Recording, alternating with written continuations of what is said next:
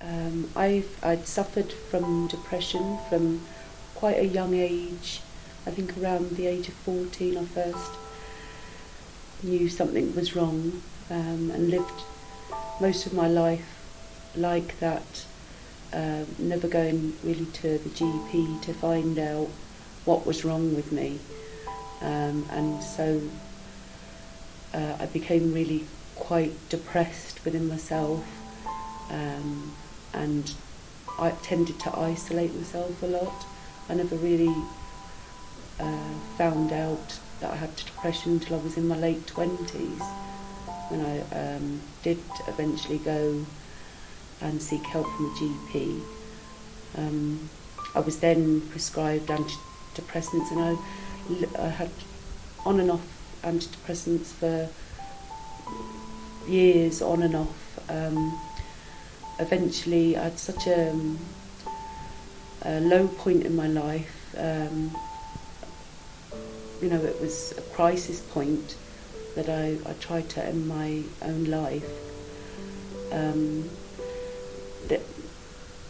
Through doing that, I ended up in the Royal Victoria Hospital for nearly 10 months.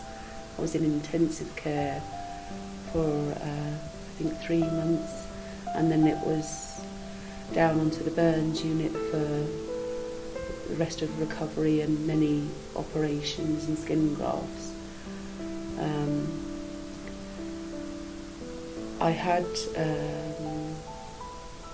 a lovely lady that came to see me. She was a psychologist.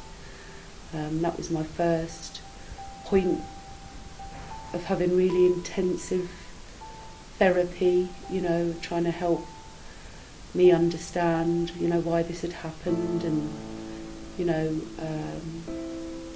acknowledge, that I did have depression, and that I didn't have to hide it any longer.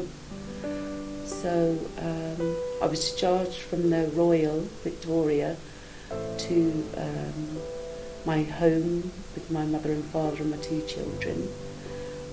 At that stage, I was introduced to the community mental health services, which I found very, very beneficial.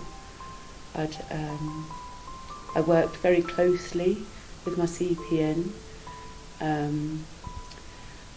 It took quite a few months to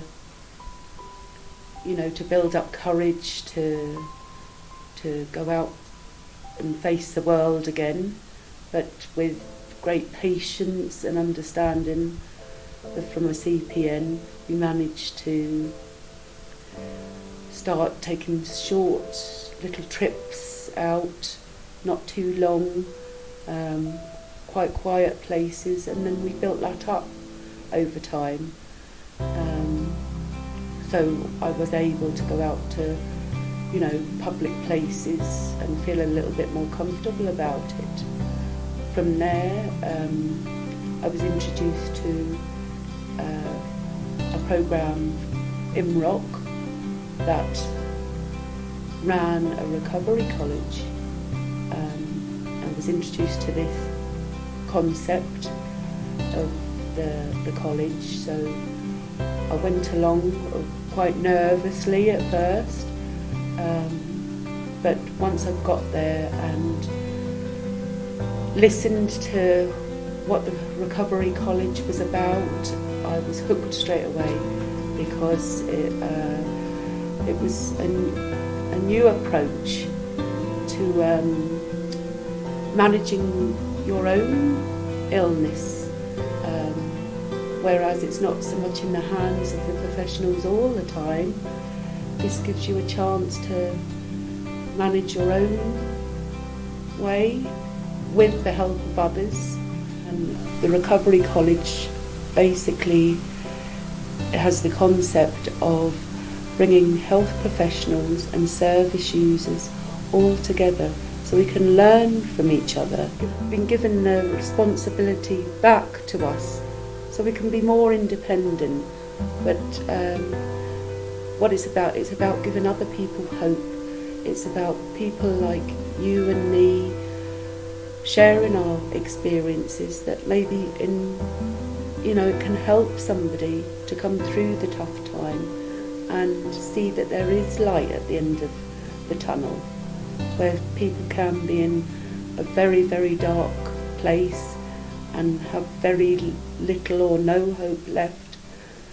But you can see as you go on that life can be good after mental illness and can be managed, and you can live a fairly happy, productive life. I finished the RAP course and was then invited to attend the Train the Trainer course, to do a 2-day training course on becoming a facilitator to help run some of the courses within the Recovery College. I've since ran a couple of courses with another professional. She's an occupational therapist, and have ran a coping with depression 2-hour course. I find the classes really help me in my own recovery, so it's all positive, all very, very positive, and I think my life has changed so much for the better since I've been involved with the Recovery College.